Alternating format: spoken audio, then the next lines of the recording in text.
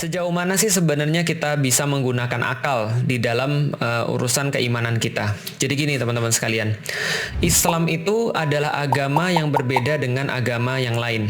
Bisa dikatakan bahwa Islam menolak segala bentuk penerimaan terhadap Allah itu dengan cara yang kebetulan, atau dengan cara yang tidak sengaja, atau dengan cara yang tidak melalui pikiran.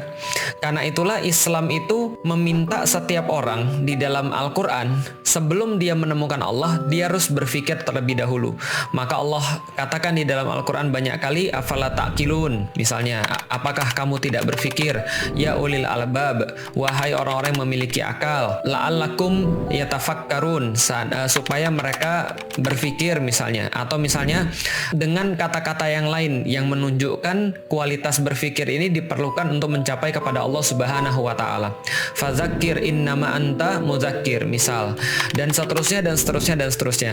Maka Islam adalah agama yang meminta kepada manusia supaya dia menggunakan akalnya untuk bisa mengetahui adanya eksistensi Allah Subhanahu wa taala. Karena keberadaan Allah itu diberikan ayat-ayatnya, tanda-tandanya, dan tanda-tandanya itu bisa didapatkan melalui proses berpikir.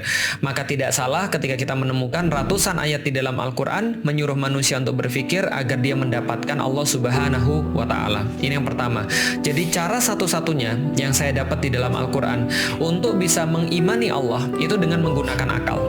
Sebaliknya, siapapun yang tidak bisa menggunakan akal, atau apapun yang tidak bisa menggunakan akal, maka Allah tidak akan pernah membebaninya untuk bisa beriman. Kucing misalnya tidak dibebani untuk beriman kepada Allah, tidak dibebani untuk bisa beribadah seperti manusia, tidak dibebani untuk mengetahui yang mana yang benar dan yang mana yang salah, atau mengikuti syariat Allah. Misalnya contoh, anjing juga tidak dibebani, panda tidak dibebani, singa tidak dibebani. Kenapa? Karena hewan tidak memiliki akal. Tapi yang memiliki akal senantiasa akan diminta oleh Allah untuk taat pada Allah. Misal, wa ma khalaqtul jinna wal insa illa liya'budun. Tidaklah kami ciptakan jin dan manusia kecuali untuk beribadah kepada aku, kata Allah. Berarti jin dan manusia itu punya kesamaan. Kenapa mereka diperintah oleh Allah? Mereka sama-sama punya akal. Berarti akal adalah satu-satunya cara untuk bisa mengimani Allah.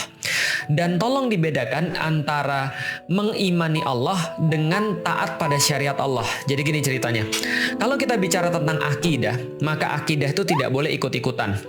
Cara satu-satunya akidah tidak boleh ikut-ikutan adalah dengan menggunakan akal, agar dia mencapai satu keyakinan berdasarkan dalil, seperti yang sudah kita bahas pada episode-episode yang lalu. Nah, karena dia mendapatkan iman atau akidah dengan menggunakan akal, maka dia mendapatkan bukti, maka dia menjadi yakin. Berarti kalaupun ada orang yang murtad misalnya, ada orang yang tidak mau beriman misalnya, itu tidak menjadikan dia tidak beriman juga, karena imannya bukan ikut-ikutan. Imannya berdasarkan kesadaran dari hasil berpikir. Andaikan dia mendapatkan keimanan dengan cara seperti itu, maka walaupun dia tinggal sendirian, maka dia tetap akan beriman kepada Allah Subhanahu wa ta'ala. Berarti ini penegasannya. Allah minta kita untuk berpikir, sebaliknya Allah mencela orang-orang yang tidak berpikir, tapi Allah membatasi bahwa berpikir ini hanya untuk mencapai Allah dalam urusan akidah atau dalam urusan keimanan. Dalam urusan syariat, maka akal tidak lagi berfungsi sebagai sebuah penentu, tapi berfungsi sebagai sebuah tools untuk memahami. Jadi lihat ya, akal tuh gunanya untuk bisa mencari eksistensi Allah. Adapun setelah eksistensi Allah ini difahami, maka akal berfungsi untuk memahami, sebagai tools untuk memahami aturan-aturan Allah. Kalau misalnya mau analogi yang sangat sederhana, ya kayak analogi dokter. Akal itu gunanya untuk memastikan ini dokter atau bukan. Kalau dia sudah memastikan dokternya berdasarkan akalnya, punya bukti, maka berikutnya resep-resepnya bisa jadi nggak masuk akalnya dia. Karena dia nggak belajar, karena dia nggak tahu dan dokternya tahu. Maka ketika dia sudah menentukan bahwa ini benar dokter, maka apapun yang menjadi resep dokter itu dia terima, dia taati, karena itu berarti masuk logika. Dari mana logikanya? Logikanya memastikan bahwa dia adalah dokter. Maka logikanya kalau sudah memastikan dia dokter, maka apapun yang datang dari dokter itu pastilah baik, walaupun mungkin tidak sesuai dengan akal logika kita. Itu logikanya. Paham ya?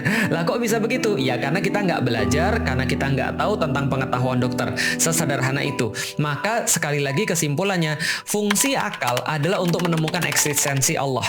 Setelah menemukan eksistensi Allah, maka akal kita berguna untuk memahami syariat Allah. Jadinya masuk akal, gitu ya.